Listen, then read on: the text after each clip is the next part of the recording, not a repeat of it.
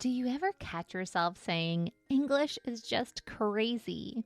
Maybe your students come across a tricky word and you tell them, you just have to memorize that one, or this is the part you have to know by heart. But deep down, you know it's still confusing. Here's the truth. English isn't random. It's a wonderfully complex system, and once you understand how that system works, through sound, structure, and meaning, everything changes. That's what Sarah, Paul, and I teach inside Mastering Morphology. This isn't another curriculum. It's deep teacher knowledge inside a practical, comprehensive course that finally shows you how words really work. No more exceptions, no more gimmicks or patching holes with memorization or phonics alone. It's time to go beyond sound it out and give your students the framework they need to truly understand words. So if you're ready to stop guessing and start teaching with confidence, join us inside Mastering Morphology. Enrollment is open now, so we invite you to click the link in the show notes to get started. You're listening to episode 56 of Literacy in Color. This episode is part of our Coaching Conversations series, where we'll explore practical and inspiring ways literacy coaches can support teachers and students. If you'd like to binge on more of these episodes, check out the link in the show notes for the full literacy coaching playlist. Today's conversation is about creative ways to support teachers with Christina DeCarbo. Christina is a pre-K to 5 literacy coach, teacher, national presenter, and curriculum author from Northeast Ohio. She's certified at the associate level with the Orton Gillingham Academy, and her research-based sessions are always packed with engaging lessons and creative tools to help students succeed as readers, writers, and problem solvers. Christina loves collaborating with educators on Instagram at Miss DeCarbo, and you can learn more about her work at missdecarbo.com. I can't wait for you to hear her perspective on the creative ways literacy coaches can partner with teachers. Let's jump into this conversation. Welcome to the Literacy in Color podcast. I'm your host, Michelle Sullivan, a science of reading advocate with over a decade of experience as a reading interventionist and literacy coach. I'm passionate about making evidence-based instruction both effective and engaging. If you're interested in captivating our learners on reading fluently and understanding language, or as I like to call it, keeping it colorful, then you've found the right place. Each week, we'll explore intriguing lit bits and practical strategies around the science of reading and structured literacy to help you be colorful and teach colorfully. Are you ready to bring literacy to life? Let's color outside the lines and make an impact together. Hello, everyone. Welcome back to another episode of Literacy in Color. I am so excited to be joined by Christina DeCarbo, who I feel like I have long followed through the blogging world for at least a decade. And she is such a knowledgeable educator with so much experience in both the classroom teacher environment and as a literacy coach. So today we're going to have a conversation geared towards literacy coaches about creative ways we can support teachers. So first of all, welcome to the show, Christina. Thank you so much for having me. Of course. Maybe you can share a little bit about your coaching journey and how you got immersed into this science of reading world. Of course. Well, I started off my educational career as a first grade teacher. So I taught in the classroom for almost 15 years. And then I got approached to ask if I was interested in doing literacy coaching. And we didn't have a literacy coach at the time in my district. I work in a very small rural school district in Northeast Ohio, and I am the literacy coach for our pre-K through 5th grade building. And we only have approximately about 400 students in our building, so it is small. And I have been doing this for 4 years. So this is my 4th year. I feel like I learn something every single day and I make mistakes every single day. It has been such an amazing journey though, because when I first started coaching, I cried for the first couple of weeks. I thought, what did I do? I don't have a classroom family anymore. I feel like I don't have a place. And now I get to know all of the kids in our building, and it's been wonderful. So I definitely feel like I have found the place where I belong. Get to work with all of our teachers. I started my science of reading journey. We were I'm just going to say, we were like a Lucy Calkins school almost. We were very balanced literacy back in the day when I was teaching, to the point that our administrators had gone to the college in New York and had spent a week with Lucy and then brought it back to our district. And this was right before I had kids. And I did what every teacher does, right? We get something that we're handed and we try to make it work because that's our job. That's what we're supposed to do.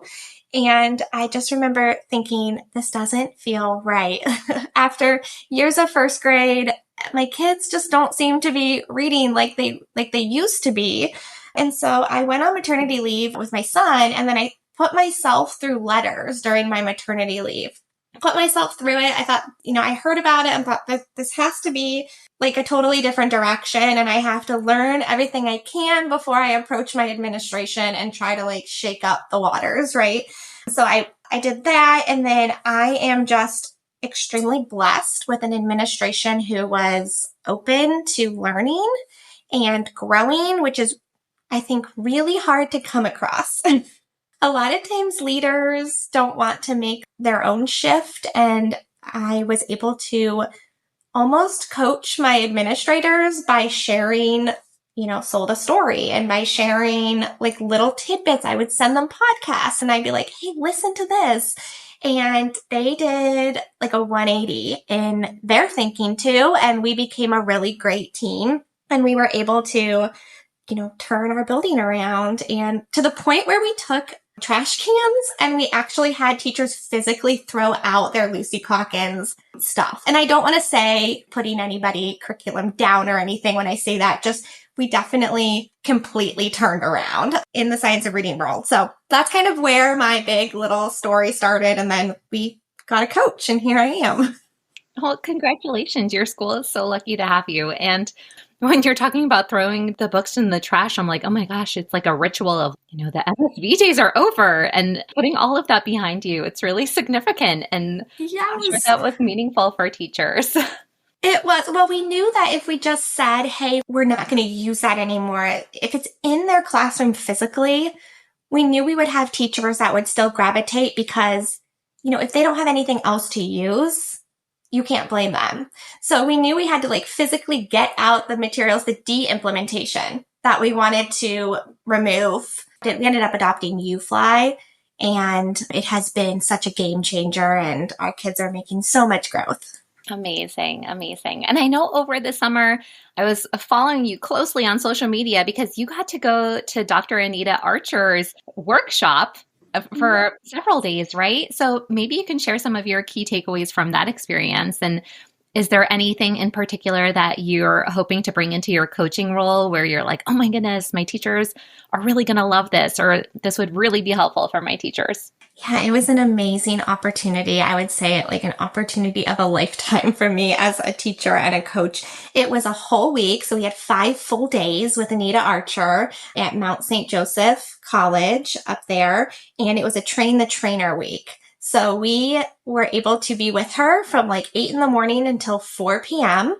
And she was just, I can't even explain it. When we were talking in our pre-show, like, what are some takeaways? I'm like, I could talk for an entire episode just on that. But one of the things that really stuck out to me throughout the week, she was sharing all of these wonderful knowledge and wisdom and evidence with us about explicit instruction.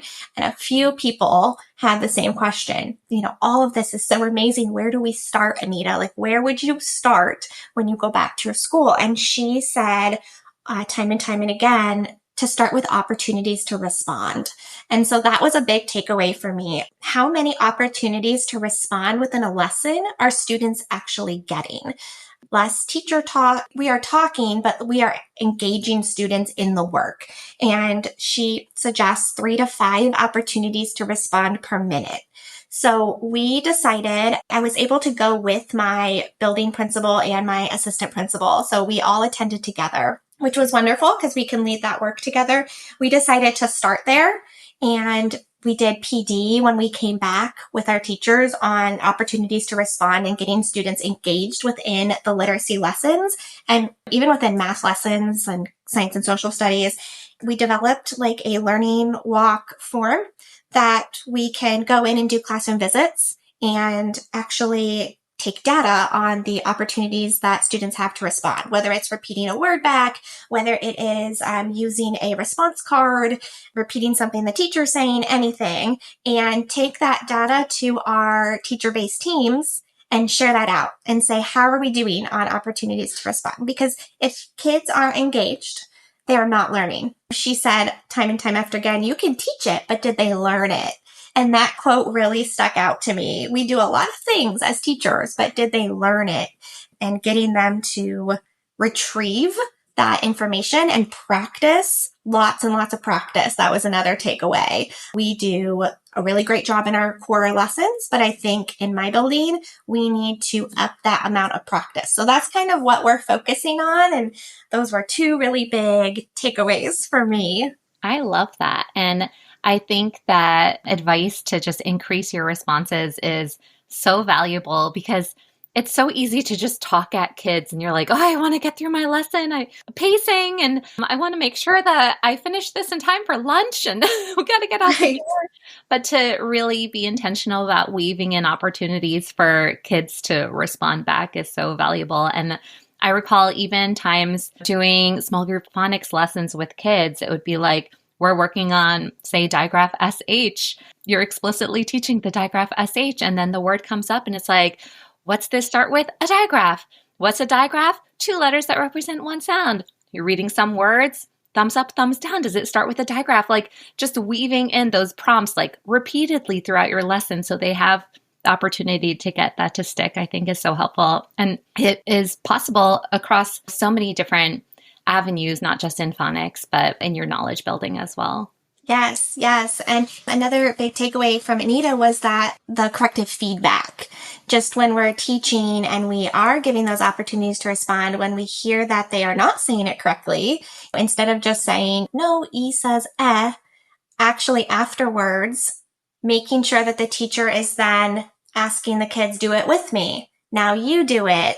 Or even just little ways that we're tweaking and coaching is just, let me use a math example, even though I know this is a literacy, but I try to get all of our teachers in coaching involved in literacy and learning work. If a teacher is saying, what is 4 times 4? And the student says 16. And then instead of just saying good and moving on, actually saying, yes, 4 times 4 is 16, or yes, E says saying that again gives them that additional opportunity to hear and practice. So that was another really big, it seems small, but a really big learning takeaway from Anita. Yeah, and it's such an easy tweak if we're just intentional about it. So now let's dive into some coaching support. So maybe you can share with us some traditional ways that coaches can offer support to their teachers. One of the traditional ways that we typically think about coaching is those coaching cycles. And we're meeting one-on-one with the teacher. We're meeting with them every week at least. We're talking about a student-driven goal. And we definitely do that. I try to keep my coaching cycles around 6 weeks. We want it to be short enough where they can actually see progress with their student, but long enough that we can make an impact and have this ongoing conversation, looking at student data, refining what their goal is. So coaching cycles are what we typically think of when we think of traditional coaching. The other thing that I do a lot is small group coaching, and that can look like a grade level team coming together to do planning for an upcoming unit and really diving into what is the critical content of that unit. I really like small group coaching because I can touch more teachers that way in the same amount of time. So what is the biggest impact we can make? Those small group and coaching opportunities give us kind of more bang for our buck sometimes. And we use teacher-based teams where we meet once a month for reading and we look at student data, and it drives my coaching based on what the grade level needs and their data. So teacher-based teams are really, really valuable because we can meet with the whole grade level, we can meet with the intervention specialist at the same time, and we can kind of strategize. And we actually do something really fun in our TBTs. We have a disco ball in our conference room. This isn't traditional coaching per se, but we added the disco ball because we want to make sure that we are celebrating student growth, because student growth means teacher growth. Like the teachers have really accomplished and succeeded something to get that grade levels data up and those reading skills up. So whenever we see that, when we meet each month, we turn the disco ball on. It runs for like 30 seconds and we have like a 30-second dance party in our conference room, and that we all celebrate the growth because we want to make sure our teachers know that this is a team effort. This is something that we all have to get behind in order to make those students succeed. And we want them to feel good about it. So a disco dance party has been really successful for us. The teachers love it. That's adorable. And kudos to Christina DeCarbo for making coaching super fun. We try. Yeah. A lot of times we could think about coaching in that one-on-one approach, but I love how you spoke to the power in coaching into the groups, and everyone gets the same message then too. And it takes away the confusion of things being misconstrued or misinterpreted in different ways too. So I think that's really special that you really lean into that small group model. It's even more powerful. So I remember this question vividly when I was first interviewed for being a coach, and it was like, what would you do if a teacher doesn't want to be coached? So, there are teachers out there who are resistant to coaching, and sometimes it's teacher preferences to be left alone and try to tackle things independently. Have you found any ways to meet teachers where they are? Yeah, I have definitely come across that. And one thing that I think is really important to keep in mind is in order for literacy coaching to be really impactful within the building has to have a clear goal and a clear vision on where we want students to go. So one thing that we have are SMART goals for each grade level.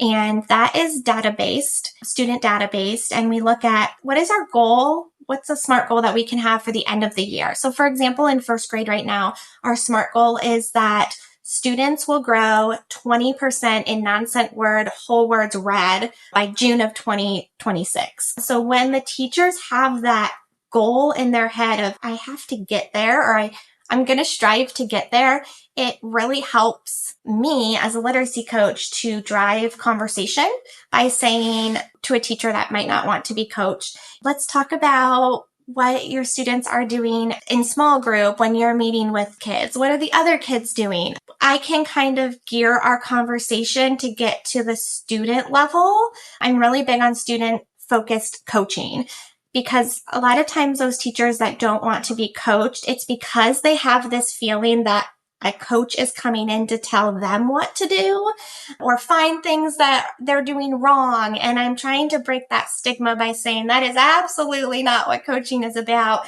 I want to be here to support you and your students. So what do you need to help these kids get to that SMART goal?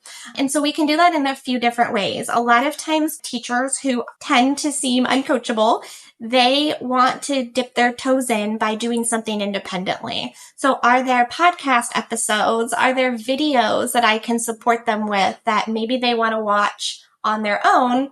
9 out of 10 times that sparks something when they go back and watch that, where they are going to be in my office asking me a question about it. And that is my coaching entry, right? And so that is one thing. The other thing that I've done is I send out a literacy newsletter each month. And in that literacy newsletter, there's a literacy challenge that teachers can opt in to do. Maybe it's for example, 1 month last year, it was watching an Anita Archer video where she showed a vocabulary routine. And so the challenge was easy. It was just watch this video, and sometimes, not always, I'll put something like, send me an email with something that stuck out to you. If they do that, they get what we call a wellness day in my school. And a wellness day is where you can show up in jeans, show up in leggings, show up in whatever you want to be comfortable that makes you feel well. And for some reason, it is super motivating to our teachers. Like, we always have a jeans dress down day on Fridays, but they can use this wellness day whenever they want. So they will do these challenges a lot just to get that dress down, comfy clothes day. And I don't even have like an actual ticket that I give them. It's just on the honor system. Just show up one day when you don't want to get dressed up. So the literacy challenges, I have teachers that do that every single month. That a lot of those teachers aren't the ones that are coming to me asking me to start a coaching cycle, but they are getting PD that way. And then we also do intentional monthly read alouds. So I will have the opportunity for teachers to sign up for read alouds from me that I'll come into the classroom and I will do a read aloud.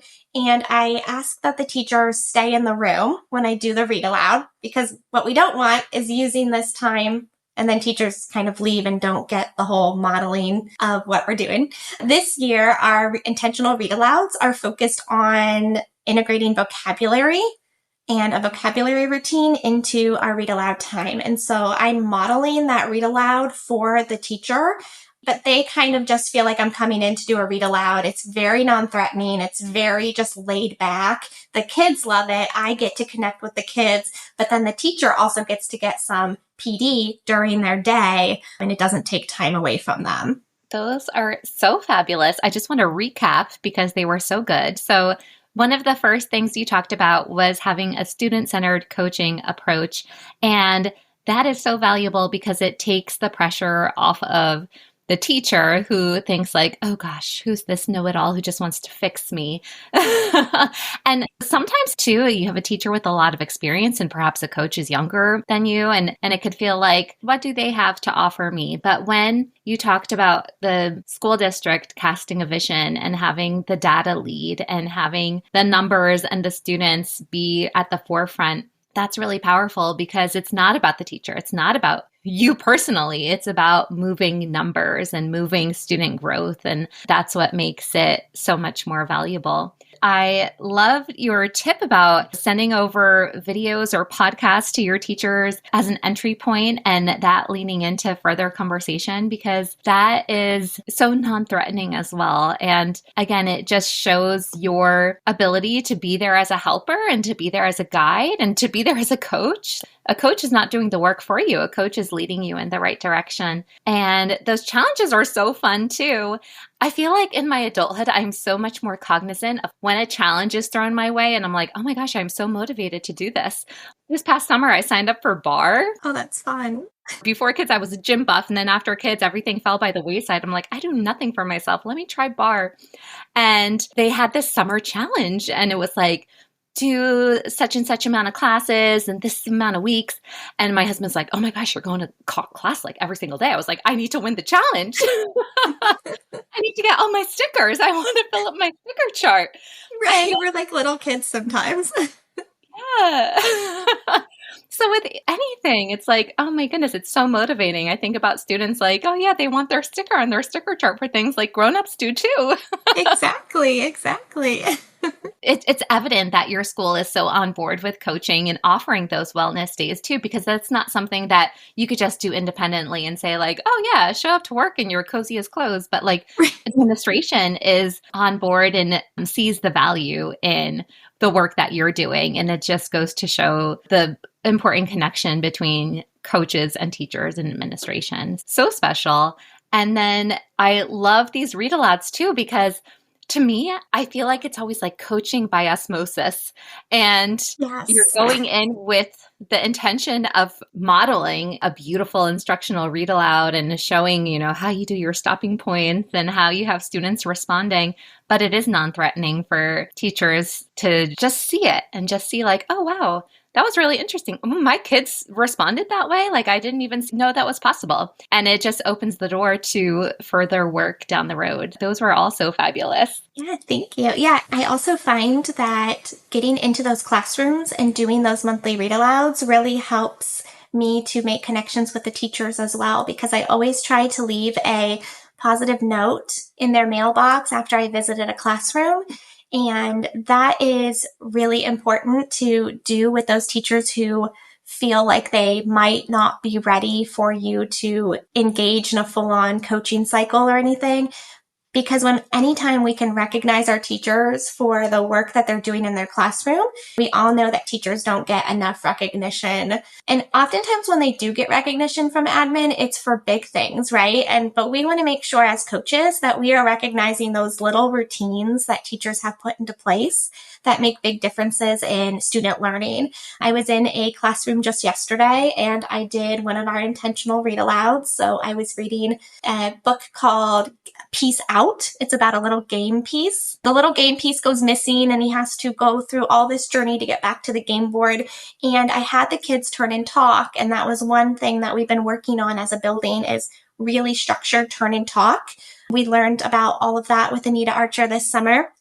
And it was very clear that this teacher had worked really, really hard with her first graders on this routine. I mean, I said, okay, partner one, turn and tell your partner, whatever it was. She had the kids in rows of 4, and every 2, they had a turning talk partner. They knew exactly who to turn to. They knew who would go first, what their role was.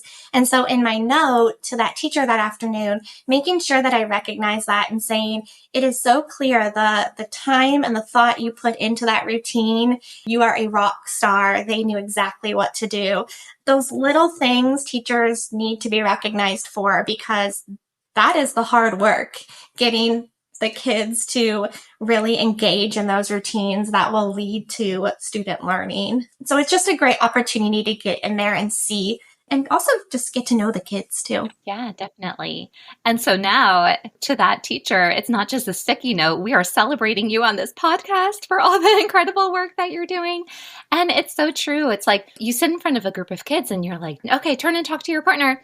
And it could be chaos. But to have that structure, to know, like, I set up the partnerships. I was intentional with my language to say, partner one, you talk first. I gave them the exact language to use when they're going to start. And that's a lot of intention to go into setting up your structures. And so I'm so happy that there are people like you to celebrate that, and teachers to know that, wow, that was incredible. Yeah, people are noticing, right? Yeah, definitely. So it's clear that you make coaching support so accessible for your teachers, and you have so many options that are low barrier and non-threatening and super high impact. And maybe you can share even some additional ways that you offer coaching support into the team meetings that you were talking about, or maybe even other settings. Yeah. And I wanted to also share a low impact that I forgot to mention is one thing that my teachers love that we do is a grab and go PD. So when we talk about something that's definitely non-threatening, I attach a PD QR code to a snack. So we did popcorn in a podcast and pretzels in a podcast. And if there's something that we think is valuable, or I think is valuable for teachers to watch or learn from, or maybe read, attaching that to a snack and throwing those bags of snacks into the teacher workroom that they can grab it. And, maybe not all of them will actually watch or scan the QR code, but maybe a few of them will. So any opportunities that we can find as coaches to weave that PD into a teacher's normal day and make it not time consuming is really important. And another PD opportunity that I've used is something called Rise and Shine with SOR. This is just a time that I set aside in the early morning before school starts. And I did that because the Rise and Shine is in the morning, because I feel like a lot of opportunities for teachers to connect and have PD is typically after school time, but recognizing that there's teachers that maybe want to be involved in PD and coaching opportunities that have kids that they're driving to sports after school and they can't always stay after school to do things. So offering time specifically in the morning for these teachers who can access Rise and Shine was just almost like an office hour time that I set aside where teachers could come in, ask any questions that they had, grab a form, and I'll share it with your listeners. Grab a form that has some really focused PD opportunities. Maybe it was articles that they would find valuable quick takeaways that they can use in their classroom. And then also grab a donut and some coffee, because what teacher doesn't want to make an extra stop into a random office to grab a donut and coffee in the morning, right? Yeah, definitely. We had a initiative in Ohio that started last year where every single teacher has to take a science of reading course. It doesn't matter if you are a band director, if you're a gym teacher, it doesn't matter if you teach high school, middle school, and being the only literacy coach in my district, this Rise and Shine with SOR was an opportunity for while I'm housed in the elementary building, our high school teachers to come down and just have that chance to ask questions about the course or questions that they may have and connect with somebody. Wow, that's so special. And I love how it expanded past your school building into your entire district. And it's adorable. I have to say, everything Christina DeCarbo does is adorable. You're very kind. It's so true. So you mentioned your clever coaching plan too, with those intentional read alouds that are supporting your school-wide goals. So can you share a little bit more about that and how it relates to the school's vision? Yeah, so when we went this summer and met with Anita Archer as a literacy team, so with my administration, we decided to focus on those opportunities to respond, that corrective feedback, and also just weaving more content knowledge building into our school. So the intentional read alouds is also an opportunity for us to make sure that we are sharing that with every single grade level based on each grade level's needs. So if the science and social studies classrooms in 4th and 5th grade are learning about, I'm thinking right now they're learning about biomes, can our read alouds then give them additional background knowledge for what they are learning about while also modeling what does opportunities to respond look like? What does it mean to give corrective feedback when needed? And what does it look like to go out and monitor a turn and talk routine while we're building vocabulary? So it's that whole school focus and then giving the opportunity for every single grade level and every single classroom to be immersed in that learning goal for teachers. We have our student goals and we have student data, but then we also have that adult implementation piece that we have to be always focused and aware of as coaches. So I can tell you, I can teach you, I can help and support you with what our students need, but what do you need as a teacher? And we say in our building, every single teacher in our building is a reading teacher. Every single person in our building is a vocabulary teacher. So what can we do to support you in that ultimate building goal? My assistant principal also is doing those read alouds with me. So we're kind of taking turns. So in September, I did K2 read alouds. In October, she'll do 3-5, and then we'll kind of go back and forth.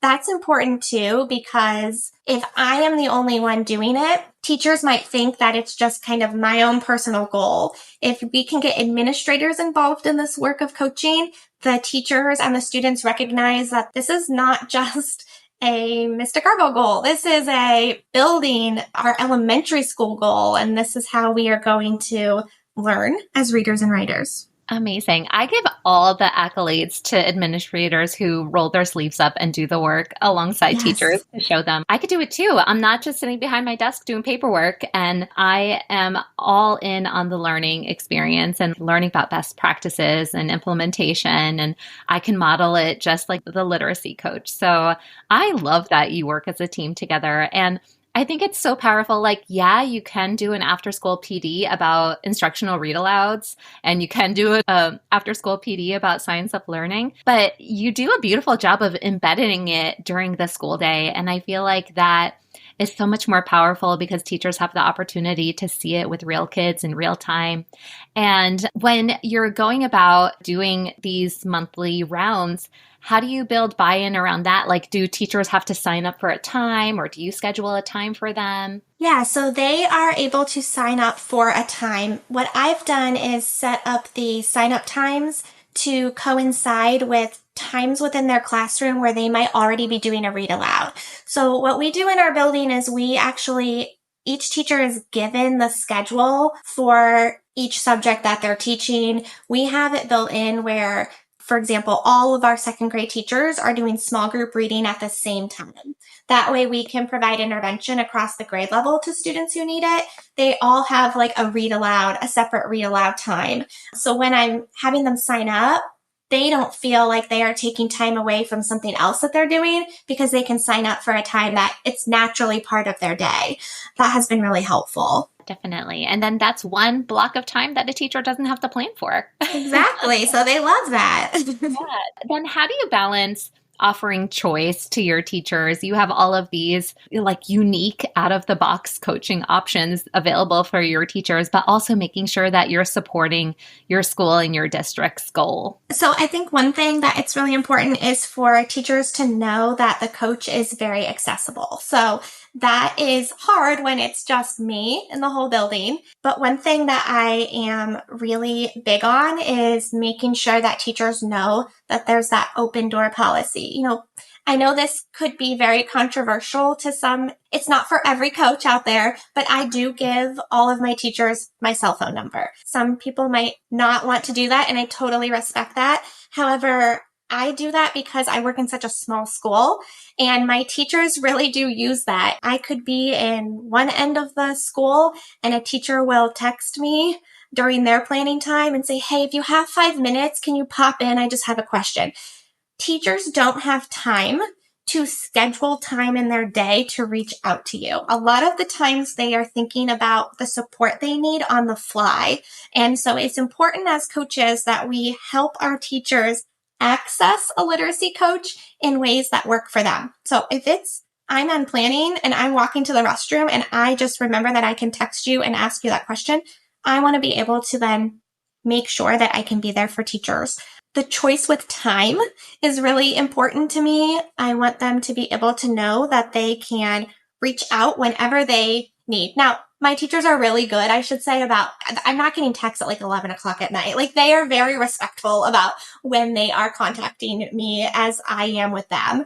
But that accessibility is really important. The other thing is when we meet in a teacher-based team once a month and we're talking about how we're getting students to reach that ultimate SMART goal, one thing that we make a rule that nobody leaves the table until we have a plan in place. So our teachers know that once they leave that TBT meeting, we have a plan in place until we meet again. These are the things that we are going to do in the classroom to drive student progress. Now I can then go to the teachers and say, what can I support you with to reach these new instructional strategies, for example, that we're going to try this month? Or maybe it's a new fluency intervention that we're going to do. Some teachers feel very good when they leave that meeting about how to do it. They know exactly what they're going to do. I always make sure I give them a written plan and written resources that they can use to go back and then implement that.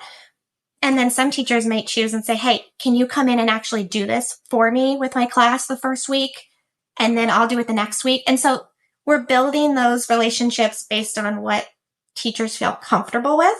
But at the end of the day, the expectation is that the instructional strategy happens. Yeah. And I think it's so powerful to have that mission for your meetings. Like, we're not leaving the table until we have a plan in place, because it really makes sure that the meeting stays on track. Like, it's so easy to sit down in a PLC and be like, what'd you do over the weekend? Right.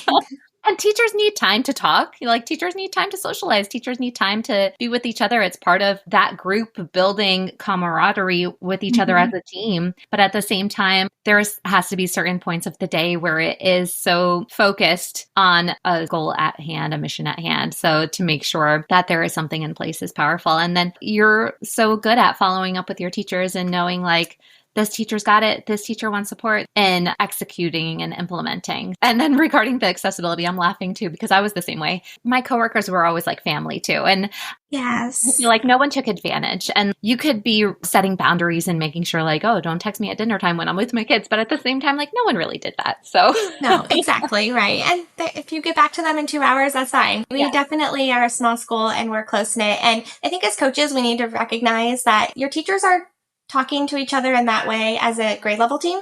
And so don't isolate yourself and make yourself not be part of that overall team. You're all in this together.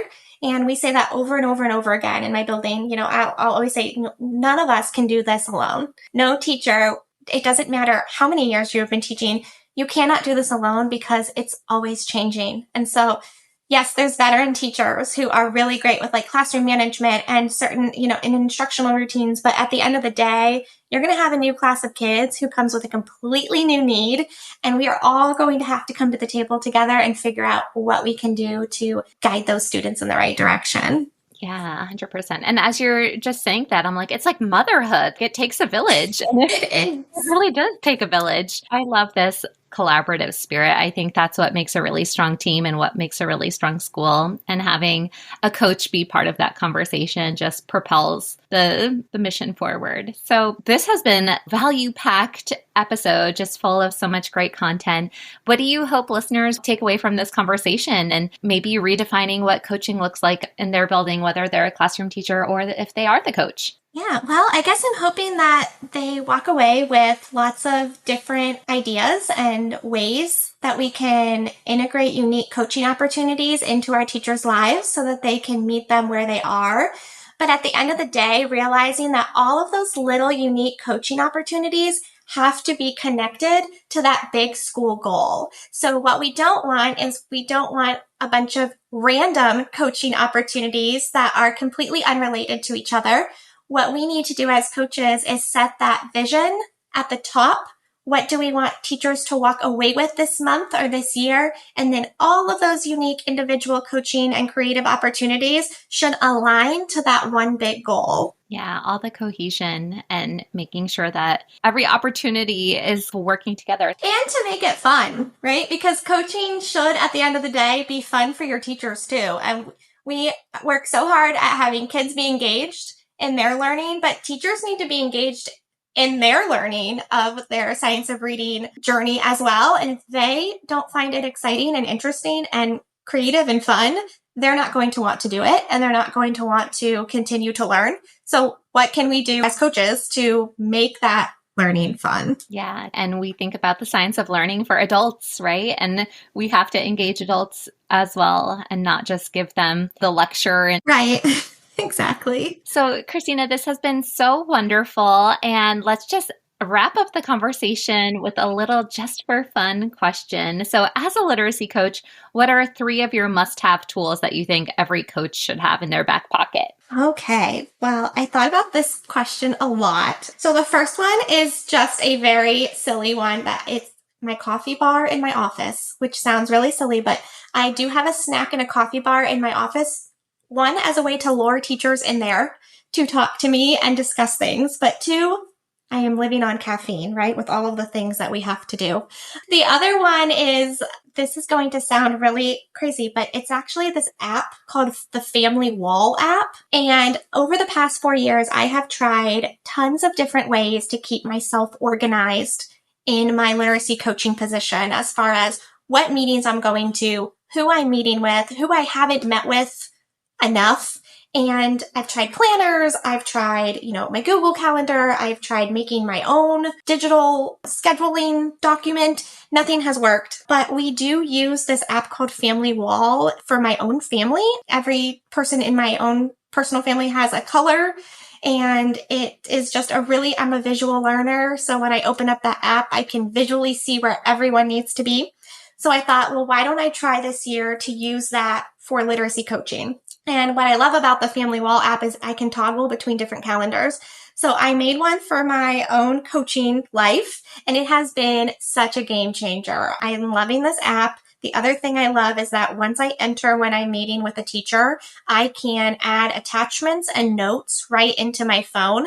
When I'm leaving, I will type in a couple sentences to recap what I talked about with that teacher, maybe what our next step was. I can attach a file based on a resource that I want to make sure that I gave her or that I did give her. And that way, when I open up my calendar, I can open it up on my desktop as well at work.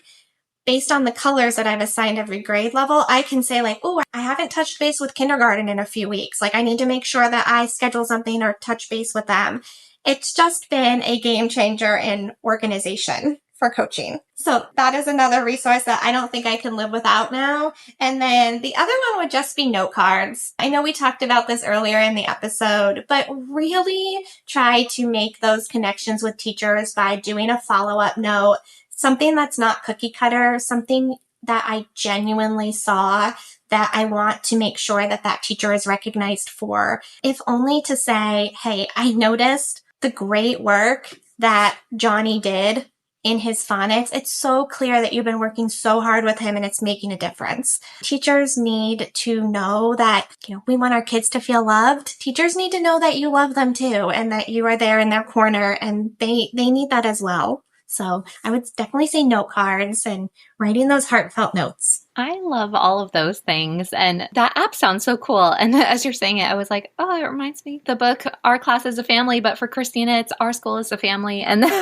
just making sure the whole school culture just feels really connected. And it's evident. Obviously, everyone listening can see how evident it is that you love your job and you love the teachers that you work with. And you want to make sure that it's a special place to be and to work, and teaching is hard. And quite frankly, teachers don't get enough validation and credit for all the amazing things that they do. So when a coach can go in and recognize, it's really, really special. So I appreciate you and all of your out of the box thinking and creative ways to make coaching really, really impactful for your school. And hopefully other coaches feel inspired by all of your wonderful ideas. So this has been so wonderful.